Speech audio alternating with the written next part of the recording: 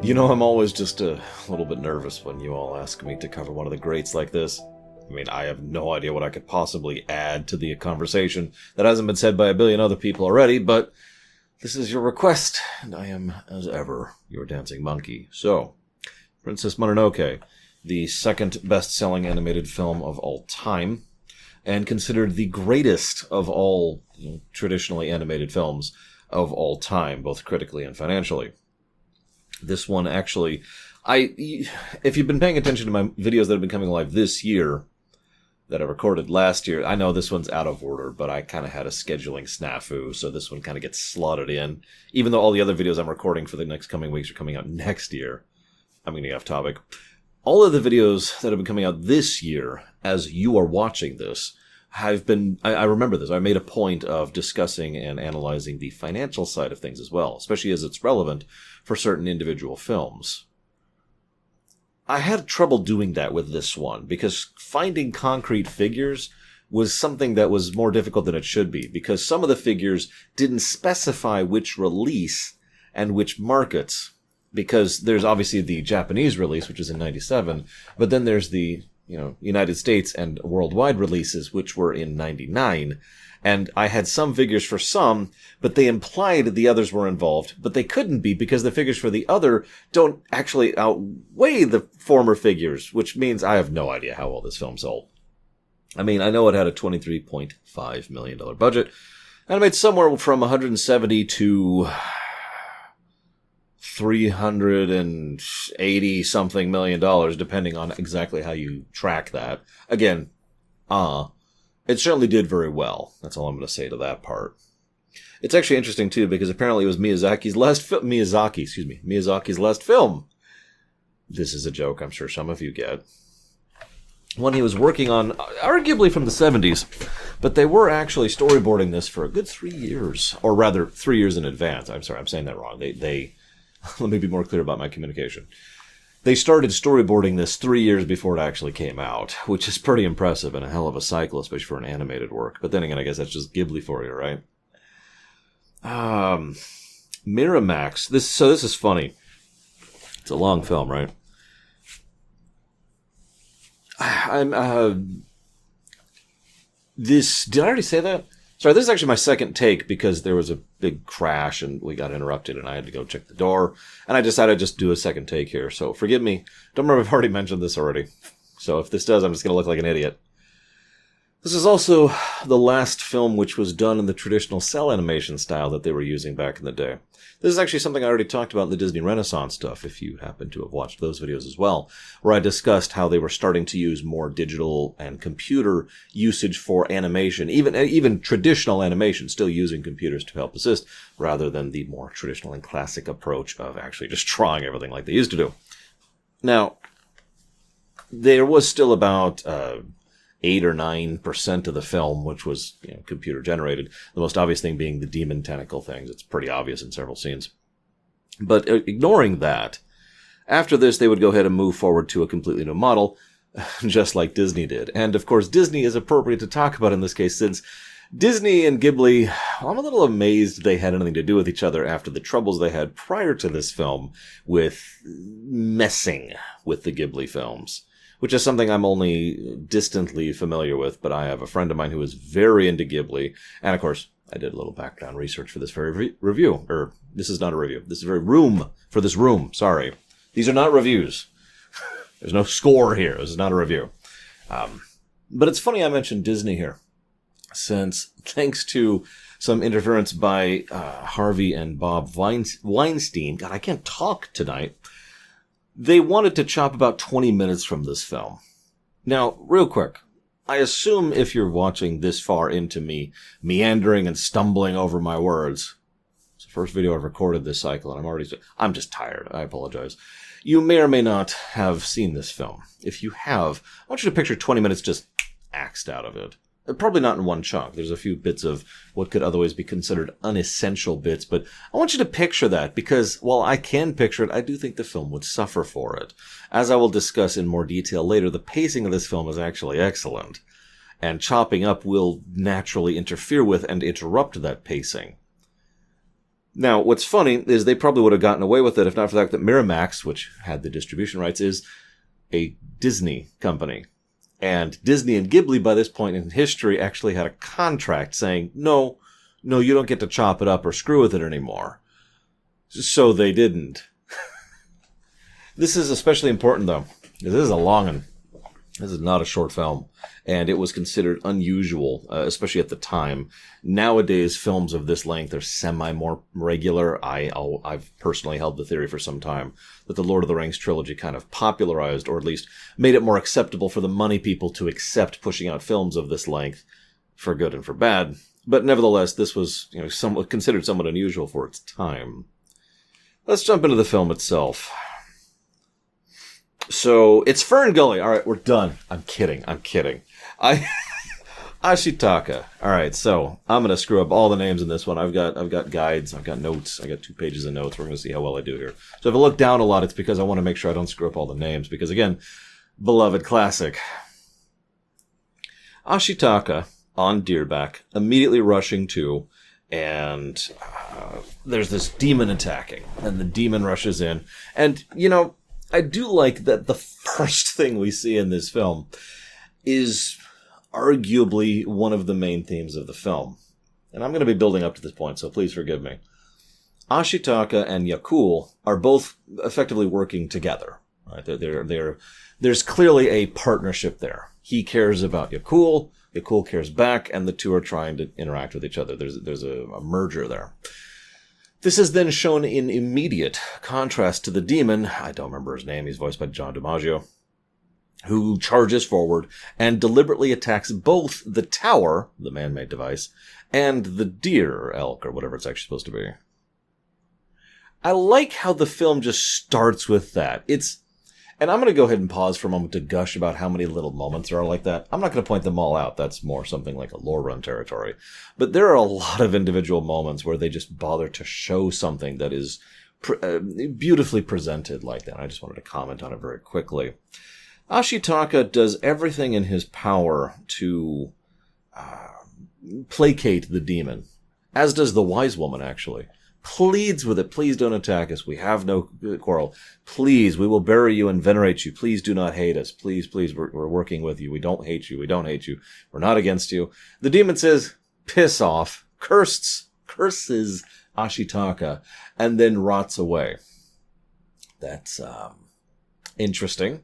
As we later find out, the curse is effectively a curse of hatred, so that makes a degree of sense. But it does help to showcase kind of the problem that they're up against. Naturally, this leads to them being like, okay, well, your arm is cursed. Random thought. Why don't they just chop off his arm? I hate to say that. I was actually waiting for them to address that at some point in the film, but they never do. There's some ancillary work where they explain that. Why don't they just chop the arm off? There you go. Like they talk about it like it's a disease and it'll spread and it has a physical presence. So I guess it was his right arm now that I'm thinking about it. So sorry, right arm. Anyways, they decide not to chop him off. Instead, they decide to kick him out of the tribe for saving them all, because apparently this is secret of Mana. Who knew? So, Yakul goes with. Why? I always like to ask questions during these videos, and it's because I like reading your answers, and because I want to provoke you all to think as well. Why did Yakul go with him? Now, you might think, that's a dumb question, Lore. Of course it is his friend, but hang on. Yakul is effectively a member of the tribe and village as well, by all accounts and reasoning. And again, they've got the whole, men and nature together combined thing going on, right? So that would mean that Yakul, if he goes with him... Actually, I don't know if Yakul's a guy or a girl. I don't think I ever say. But anyways, if Yakul goes with him, as in Ashitaka, then that means Yakul is equally banished, just like Ashitaka is. So why did he go with? Did he decide to share in that banishment? Did he decide screw it? Is it because of pragmatism? Because they clearly don't actually hate him and they don't want any harm to befall him. So did they kind of let this one slide because they wanted him to have some means of dealing with whatever future was going to help go through, that he was going to go through in the future? Was this a gift? Is it that Yakul has shared blame? This is the idea that caught my thoughts most interestingly. I can't talk tonight. My sentence structure is all over the place. This is the thought that most interested me. What if Yakul, by virtue of being the mount that he was on when he shot the boar and killed it, thereby leading to the curse and leading to the needing to be banished thing, takes equal blame in the action? How's that for a fun thought? And thus Yakul really is banished just like him. It could also be, if you want to be a slightly more positive take on things, that Yakul's bond with him was so strong that even if they tried to command Yakul to stay, Yakul wouldn't. Food for thought. So, cursed and strong. It's a shame that, well, I mean, they'd have an interesting way of showing it with him taking out the samurai bandits. Sorry for being redundant. But what I find most interesting is that this would actually have added other extra strength to the idea I mentioned earlier. Chopping it off.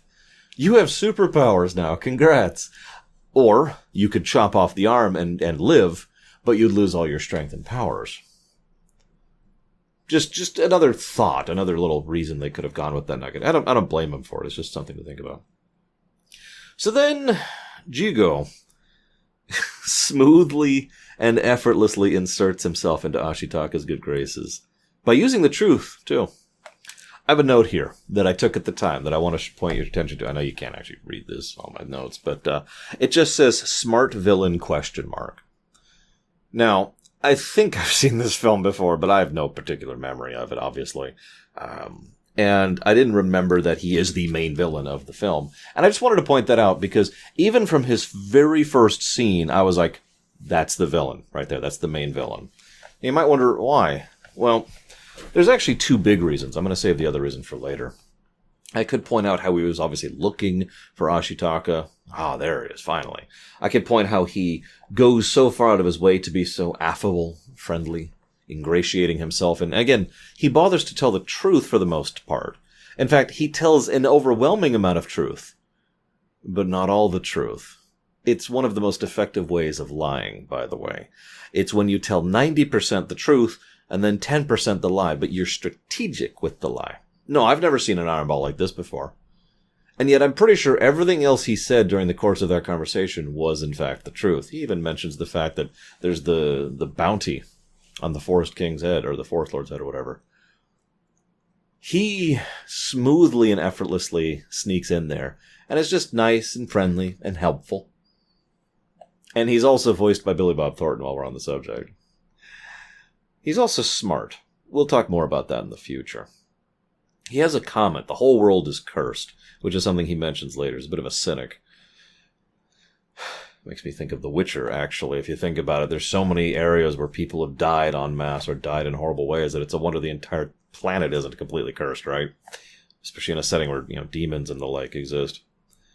Can I just mention, let's pause for a moment, and talk about how the camera work, I know that's the wrong word for an animated film, but it applies in the same way. The camera work is brilliant here.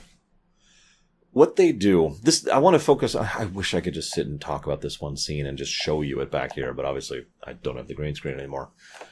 Yes, these things are actually here. I don't know if you're aware of that. I reach out and touch them. I can grab a drink, an energy drink. Mega Man. One of the things that I love is good usage of camera. And it's harder to use the camera properly than it sounds. Because you want the camera to always be working in service of the narrative. This is something that is one of the reasons I'm such a huge fan of Kurosawa. And something I've talked about before. For those of you not aware, I often consider Kurosawa to be my favorite film director and filmmaker of all time. And that's an opinion I still hold to this day. He used the camera. It's one of the biggest things he did. It was no longer theatrical. It was trying to move cinema in a new direction. This is something I've talked about before. What they do in this scene is the camera switches around to keep the tempo going visually, but also each time it moves, it keeps in mind two big things. One, what they want you to be focusing on. There's a great power in showing a specific thing or not showing a thing on camera. What we show and what we don't show changes how the viewer interprets and perceives whatever's happening within the course of the visual work. This is true in television. This is true in movies. This is true in video games, and so I absolutely adore when they use it to good effect in this. But there's a second thing, too. This is the thing that is talked about a lot less. Even I haven't talked about this much, although I gush about it, internally at least, whenever I see it. It's how you use the camera to change the dynamic. You've seen the typical shoulder shot, right? But another shot they'll do is the kind of up-back shot, which tries to show the two, because of the way that the angles are working out, like this. I know this is a terrible visual presentation. You see that they are equal. Or you could zoom the camera in. That makes it more personal. Or you could zoom the camera out. That makes it more distant, more clinical almost. You can try to have the camera looking up at someone, which usually indicates more of an antagonistic vibe, or maybe looking down on someone, which can showcase someone as being in a moment of emotional strength or emotional impact, and so forth and so on. There's so many ways you can use the camera to try and change the dynamic of what is happening on the screen in such subtle, quiet little ways that most people don't ever talk about. This scene where Jigo and Ashitaka are sitting and having the soup does all of this, and it does it beautifully. Every single tidbit naturally follows not only, again, the focus thing that I mentioned, but the dynamic thing. Had to pause and gush about that. So, we see, the next scene we jump into is Iboshi. And she's, well, there's wolves attacking. And San is there. We don't know her yet, though. There's wolves attacking. They have guns. The framing and showcasing of this scene does a lot in a very efficient, short period of time, in addition to just being an action piece. Earlier, we saw the samurai bandits, sorry for being redundant, who were literally just chopping people down and trying to take all their stuff as they fled. They also tried to attack and kill Ashitaka for the crime of being there and them not recognizing him. I know, they probably assumed he was part of the village, but the point remains.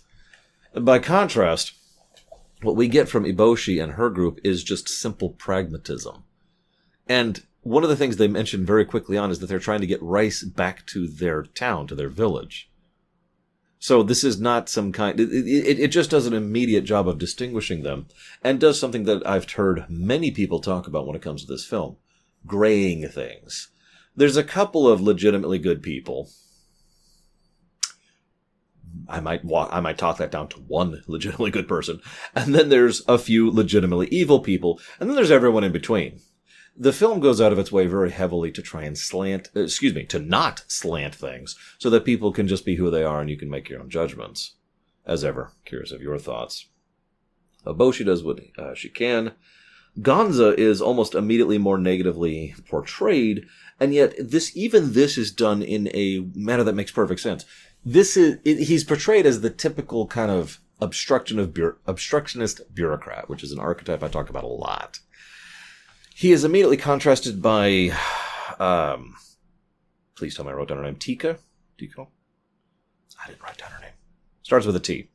She is shown to be the helpful bureaucrat, the assistant, the one who's actually helpful and wants to try and take her. I didn't write down her name. She's actually a major character. I didn't write down her name. Whatever. We see both sides of the archetypes in one of the initial scenes. This is actually about the third or so scene at this point, when it comes to Irontown and the people who live there. I also want to point out one other thing, and this is brilliant in my opinion. Irontown is shown reasonably in general, but the first thing that caught my attention is that when they find out that Kuroku is back, they recognize the name and the person by sight. Just immediately. Now, why is that so relevant? I mean, you could argue this is a small town and everyone should know everyone. But what it really does is show that they not only know who each person is, but they care. Everyone rushes to the front in order to help Kuroku when he's being held up by Ashitaka and brought in. Because not only they know who it is, that's their friend, that's their neighbor. That's someone who matters to them. There's a camaraderie that is shown just immediately and effortlessly, and it's just slid under the rug. It is the kind of thing you would expect from the good guys' village. And indeed, Kuroku is arguably one of the more light gray of the grays within this particular work, mostly because he's comic relief, but the fact remains. Contrast, then, the upcoming scene, which helps to show a nice little bit of tidbitting going on. Because it does the whiplash thing, but on purpose. Everyone's laughing and dancing and singing, and then we see cutscenes of horrible death and battle and doom, and then ha ha ha ha, and then burning forest. And it just jumps back and forth between the two. And the whole time, Ashitaka's getting angry, which of course, as we've already discovered, makes the curse worse, which makes sense. It's literally hatred. Then, not only does he keep it under control, but you'll notice that people express concern from you. Okay, dude? Is everything alright? We find out that Eboshi just showed up with the mercs, which is a fascinating thought. The town already had the wealth. They mention in passing that there was iron under the town in the sand, they flat out say. And then, of course, there's veins nearby, which they've only started to excavate relatively recently. But Eboshi showed up, had the warrior monks with the guns, thanks Chico, and just kind of started taking over by sheer virtue of being competent enough. And that actually makes perfect sense. That is a very common thing historically, not just in Japan, but in everywhere. So that makes perfect sense, and it helps to establish her as well. This leads to her discussing what's going on and showcasing the lepers. This is also when we flesh her out a little bit more as a character, because she's obviously not exactly a good person. But she specifically has been reaching out and buying out brothels contracts for women, as well as taking in lepers, which may actually not be a good idea long term, but let's not think about that for the moment. Just because her big thing is, well, people, actually.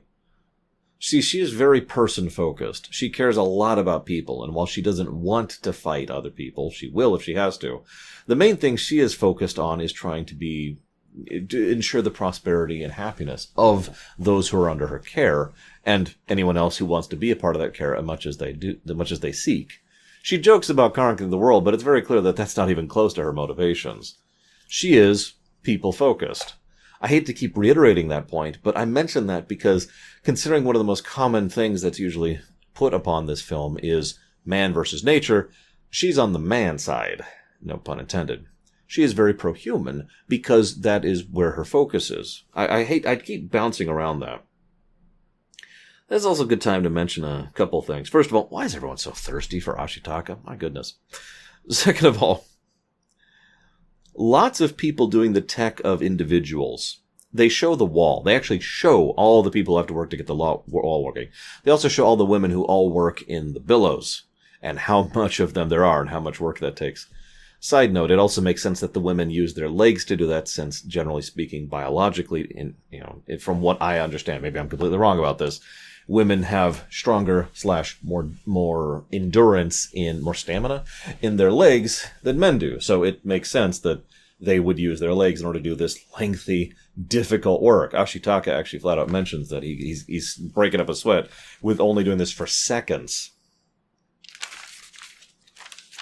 So this is about the time we find out that Eboshi and San actually have the same strategy. Both of them find the other to be an opponent. San is obviously pro-nature. Eboshi is pro-human. Okay, cool. And both of them seem to think that the best possible solution is to defeat the enemy commander. And ironically, both could be argued to be right, depending on how you look at that. If the actual gods of the forest were removed, then it would just be a normal forest, and they could just do what they want with it, and the problem is gone. If Eboshi is removed, well, you remember what I mentioned earlier about her showing up and taking charge? Well, that's not just because of the fact that she carried some guns with her. She had competence, organization, and charisma. Remove that kind of leader from the equation, the rest is just going to sit there. A Toki, I did write down her name, Toki. Toki might actually be able to manage something of this, and arguably Gonza might be able to do something too, even though he's an idiot. But you get my point. So both have this same plan, but the problem here is both plans suck.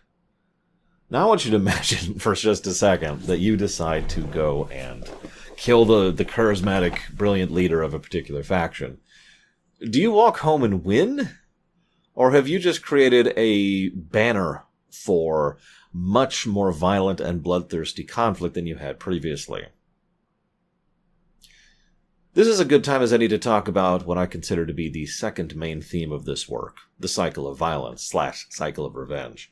And I want to talk about it here. It's so overt that I don't feel the need to really discuss much of it. You know, it obviously showcases it very nicely, with one exception, because this is brilliant. One of the things I discovered, forgive me for sidebarring here for just a second. Back in the day, I used to believe very strongly in show, don't tell, right? It was a mantra. It's one of the things I was taught back in high school, for God's sakes, when it comes to writing and to cinematography, because I actually did go to school for television productions. I've talked about that before. But the thing is, as I've gotten older and I've started analyzing more and more fiction, I've started disagreeing with that. And this really came in MLP, of all things, on the Streaminations we've been doing over there every Sunday. Because one of the things that MLP will do is will show, then tell. And I've slowly warmed up to that approach. You show, and that's the nuance moment. That's the nice thing for the people who are paying attention, and that's the good cinematography, good writing. But then you tell to make it nice and clear for anybody who either missed the earlier point, or for the kids, or for the people who are just hanging out, or just to really re-emphasize a specific point. You know, you want to hammer that point in, and while hammering it in too much and too hard is a bad thing in most cases, sometimes you do want to hammer it in more than once to make this point very clearly. Cycles of revenge, right? Now, later on, when San is charging into the city and is running on the rooftops, and Eboshi has her women there, they tell. Revenge. You want revenge? They want revenge. Yeah, you killed my husband, you bastard. Right? You remember that? That's the telling. But did you catch that before this, they actually showed this? What they have, I'm sorry for gushing. This is great writing. What happens is Ashitaka approaches Eboshi, and she says, your arm wants to kill me. And he says, if it would fix this, I would kill you without hesitation. But it's not, so I'm going to leave. Did you catch it? Revenge doesn't even occur to him. At no point does he consider killing her because she is the cause of his woes to be sufficient motivation. Revenge isn't even on his mind. So the cycle of violence and the cycle of revenge is something he's not even a part of. He's over there at McDonald's just chilling and having a shamrock shake. Maybe some chicken nuggets. I hear they got these new spicy ones. I haven't tried them yet. He doesn't care. And I love how they show that. Because what they do is they show someone outside of that cycle, and then they tell with the two people the two groups of people who are both in the cycle and are both just circling around each other. And what happens immediately after that is Ashitaka gets in the way and prevents both sides from killing each other. Brilliant stuff. Sorry, I had to gush about that one. So this is when we start to talk about pacing a little bit. So first they show, the village that's both sides. Then they do some work establishing the human side of stuff. Then they keep going a little bit, and then they do some work to establish the natural side of stuff, which is mostly on the demon thing. We see the apes, we see the wolves, we see the oh my god, I didn't write down the Nanago, little creepy things. I forget what they're called. Every comment on this YouTube video is just going to be people telling me what they are. And they do this to showcase, look over there, now look over here. And then it's going to go back into the middle and showcase the two interacting in a non-peaceful manner. So we have peaceful, one side, the other, non-peace, and then conclusion. Very patterned. I would almost call it like a haiku, but I guess it could just be, good pacing, like I said. But I mentioned the pacing as well. I want to talk about Japanese storytelling here. I don't know how to explain this. It's so deliberate. Now, I've seen plenty of films that have good pacing that don't have this type of pacing. Because what happens is there's nice, strong, clear movements of events as it goes through the film. And it's not slow, because a lot happens in these beats.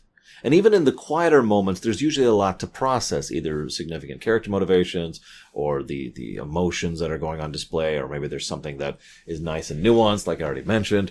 Or one of the things they pulled in this film a couple of times is they'll have these kind of deliberate story beats happening as a battle or as something is happening either in the past or the future, or in a couple times in the present, off over there. And so while we're going through this beat, it like intersperses these shots. It's not slow and it's not boring. It's just very deliberate in how it moves. It's brilliant stuff. I hate to use this phrase because it's become a meme thanks to Lucas, but it's kind of like poetry. And I wanted to talk about that too, because that leads into my next tidbit. Peace through power. No, really though. I love how simple Ashitaka's motivations are here. On the one hand, he just wants people to stop killing each other. He hasn't really thought of a long-term solution. He just wants people to stop killing each other. And he likes San because she's pretty. No judgment. They're teenagers. I get it. I've been there. And, well, he doesn't want to kill Eboshi because, again, not interested in her revenge. And he recognizes that, she is a good leader who is doing the best she can for her people. The reason I bring up this simplicity here is because this is exactly how San herself acts. All I have to do is kill Eboshi and everything's fine, right? I got a better example of that. There's this great scene where they bother to show her taking the reins off of Yakul and said, "You're free now." Because A, as if taking the reins off would really actually free such an animal, and B, the automatic presumption that Yakul was in fact a slave, or a servant, or whatever you want to call that.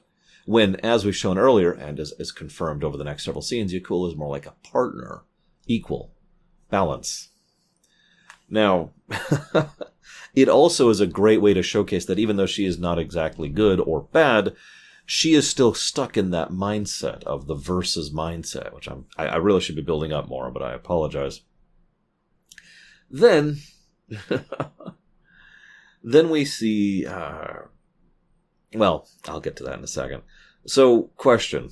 Why are the Boars getting worse? He mentions this. Now, it's mentioned somewhat later by Eboshi, of all people, that as long as they keep taking out the forests, the animals will be easier to deal with. And so perhaps that's the literal perspective there. Given who that's said by and the circumstances, I'm not sure I believe that. It could be argued that this is a simple Tolkien-esque thing. You know, the Tolkien thing.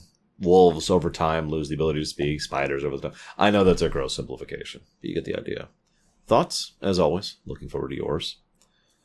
So then Eboshi has to fend off the remaining bandits. Samurai. Sorry for being redundant. And this also helps to showcase how she, and more importantly, Irontown, are fighting against both sides. Now, Irontown has been shown pretty neutrally overall. Even though they're not exactly good people, they're certainly leaning more good than most of the other groups. This is how we bring the perspective back to the middle that I talked about earlier, because Irontown effectively becomes the middle, and their dealing with both sides is kind of the main thrust of the majority of the conflict that happens after this point. Jigo continues to be smart. I wrote this one out, so forgive me for just reading my notes in full. First, you take Asano and play him against Eboshi so that she is pressured to dealing with him, that is to say Jigo, in order to go and make sure that she retrieves this head. Thus, after retrieving it, she then has his promise of joint operations against Asano later. That's great. I got nothing else to add to that. That's just awesome. He's also so consistently amiable. And you know what's interesting? His motives are pretty simple, too. He just wants the money. The world is cursed and everyone wants everything, but I could actually get it. He just wants a ridiculous amount of money from the Emperor. I love the simplicity of it. I really do. Now, I don't have many thoughts about what is, at this point, the last 40 minutes of the film. It's mostly conclusion. I love how friendly Toki and Koroku are. I find it interesting how Ashitaka consistently doesn't want to kill, even when he has the motive and, well, let's put this bluntly, even when he's fighting designated targets. Real quick, on the off chance you've never heard me talk about this before, designated targets are a very common fictional trope. Stormtroopers, Darkspawn, zombies, Nazis. There's lots of these. They vary from fiction to fiction. The whole point is you don't have to feel bad about killing them. They are bad guys. B-G, right? Capital B, capital G. It's a very common fictional trope, and it's not a bad one, by the way. It has very good purpose in existing, and there's a lot you can do with it, especially if you use it to contrast other things, like the Darkspawn and Dragon Age Origins, like I just mentioned. I mention this, though, because Asano and his men are almost universally showcased to be acceptable targets, and they're not the only ones. And yet, again, Ashitaka deliberately goes out of his way to not kill them, and actually asks them to flee, kills one, and then lets the other run away, even though that might not be the smartest move. Why is that significant? I want you to think about and contrast how, well, more modern superheroes, and by modern at this point I mean like within the last 30 years, so I guess that's not that modern, would approach that. Do they really feel bad about taking out, the Hydra agents? I couldn't think of that for a second. I could want to say S.H.I.E.L.D. Spoilers. Do they really feel bad about taking out Hydra agents? Or zombies? Or like the Chitauri? Do they care? No, of course not. Because that's part of the shtick. It's just an interesting contrast, since Ashitaka is in many ways superhuman, despite the fact that he nearly dies. It's another thing I like about this film is the fact that Ashitaka nearly dies, and his big plan was terrible because he didn't have a plan. Remember, simplicity. He lucked out hard. And if not for that luck, he would have died, and that would have been game, wouldn't it? But I mention all of this because it once again showcases how nobody here, with the possible exception of Eboshi and Jigo, are actually thinking long-term. Which makes sense. They are teenagers, after all. So this is when things start to get really bad, and we start to see how bad the monks are. And we find out that the peasant levies were used up at the front, because of course they were. And they swap sides, and then we start to get to some cool stuff. I'm going to rewind a second. Is that okay? Man versus nature is one of the more obvious themes of the film. It's something that's showcased a lot. But then we see the Amishi versus everyone who isn't Amishi. We can't talk to you. We can't even watch you go. You're banished, right? It's implied, but they have a very us versus them thing going on. This also is a thing that comes up in several towns, where there's locals versus foreigners.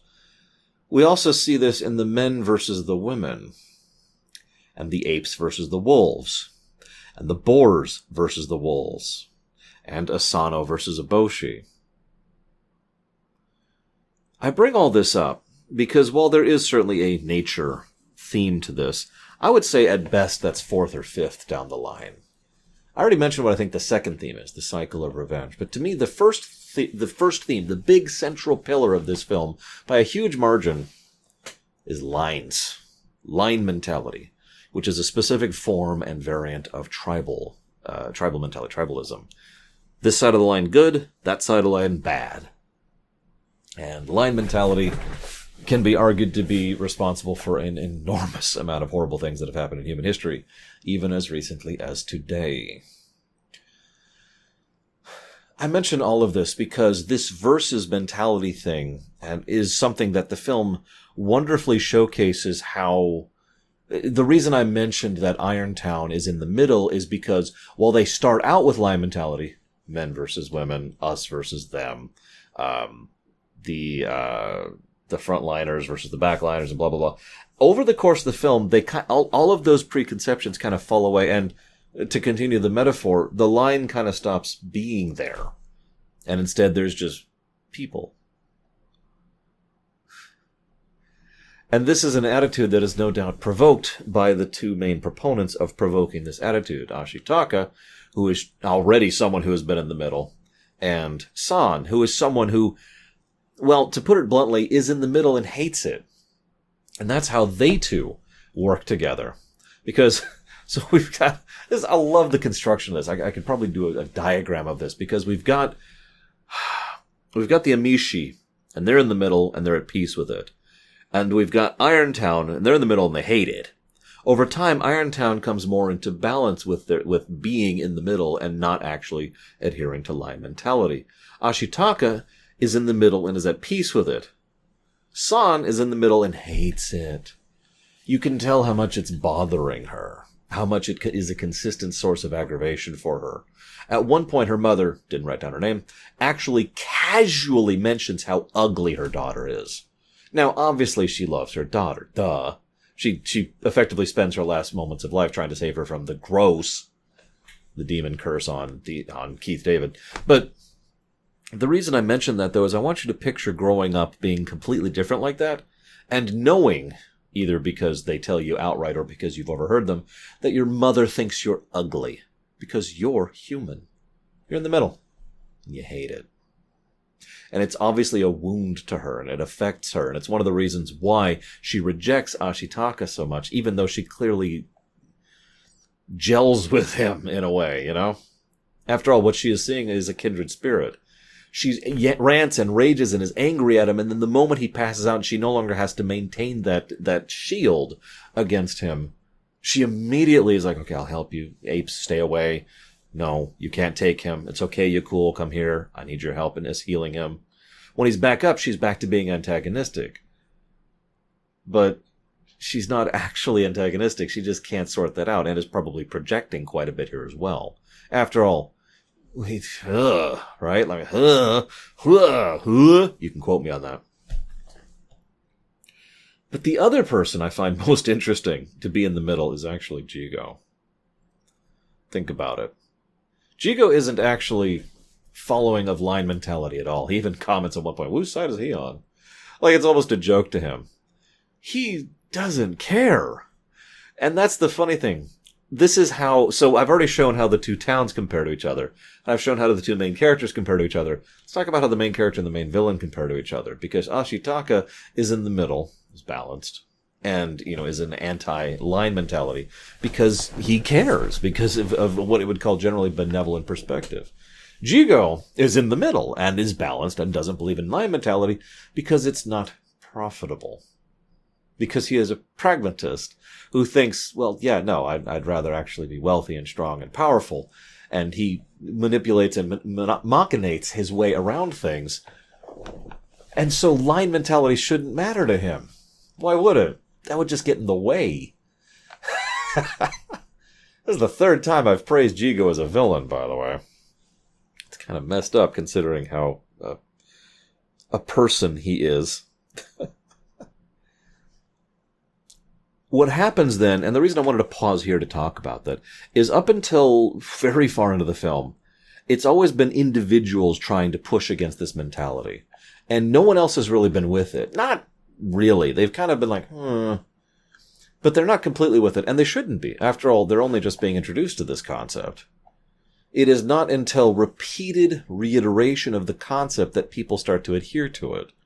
And even the first step is done under duress, under extreme circumstances. The peasants, I know they're not peasants, but the peasant levy, effectively, the men from Irontown, who are working with the actual professional warriors, the monks, the peasants have just had to go through this crap. A terrifying battle where they were used as cannon fodder. Literally. Then we have the fact that the person they care about and respect has shown up and is asking for their help. Then they have the fact that those same warriors are trying to kill him just because, basically. And we have that reiteration thing I mentioned earlier. And I probably missed a few beats there. But under all these circumstances, they go to help. And this is a brilliant scene again. Because if Ashitaka freed the wolf, okay. But he doesn't. The people free the wolf. It had to be the group. It had to be an effort by more than just one person to show that the people are worth saving. The people are decent. The people are not your enemy. Not just one exception. So they help. And then they start rushing back in order to assist in defending the town from Asano and the evils. So they go. We see a lot of gross. Oh my gosh. And Iboshi, do you have to take... Okay, whatever. So She really, really wants to be done with this debt marker. I'll tell you what. Shoots the head off shoots the head directly. Doesn't do anything, of course. Shoots the head again. Works the second time. Not sure why. Takes the head, and then everything goes to hell. It's almost like things are all of a sudden wildly out of balance. And you'll notice how this is probably the final examination of lion mentality. You could argue some more, but I would say this is the final boss of lion mentality in this film. Because the giant spirit thing starts eating and destroying everything that is not itself. And that's pretty much the furthest extent of lion mentality right there. Something that several villains across quite a bit of fiction have also venerated. Now, in this case, it's more of a violent, reactionary thing, a forest fire equivalent, not an actual malevolence, but the point remains. Which leads me to my final question for this particular video. Why did it want its head back? Why did it want its head back? Now, I'm not even going to speculate. There's a line that's mentioned. Human hands must return it. Ashitaka says that. But that doesn't really explain. It just implies. I'm not even going to give my theories, like I said. I want to hear yours. Unless it's been explained in some behind-the-scenes thing, in which case, never mind. So, dies. Everything goes back to normal. Yay! Jigo lives. That's surprising. Eboshi lives. That's surprising, too. Everyone says, all right, we're going to move forward. He's going to stay with the village and help. Balance. He's not going to lose her. He's going to go visit her regularly. Balance. Things cut out. And one of the weirdo things, starts with an N shows up. This was a fascinating film to discuss. I can see why it is so well venerated and so popular. It's probably also worth noting that this film came out in a semi-unique form, time in American history when popular culture was exploding in a way that it kind of hadn't before, thanks to just the nature of technological progress, communication, and the ability to reach a much larger market than had ever been available before. We've actually had a few jumps forward like this historically. When radio first came, I could go back further than that. When the horse became allowing you to share messages, or when radio became a thing, or when television became a thing. But this, the mid to late 90s was a big moment for stretching out communication-wise with regards to fiction and culture. I've actually talked about this when it comes to Final Fantasy VII before as well. And I think this film was helped by exactly that. Oh, sure, Japanese animation in general had been getting popular here in the States ever since the 80s. But this was allowed to cast its net far and wide. And so it did. And it sold bonkers, however much it actually sold for. I hope you've enjoyed my thoughts here. I'll see you next time.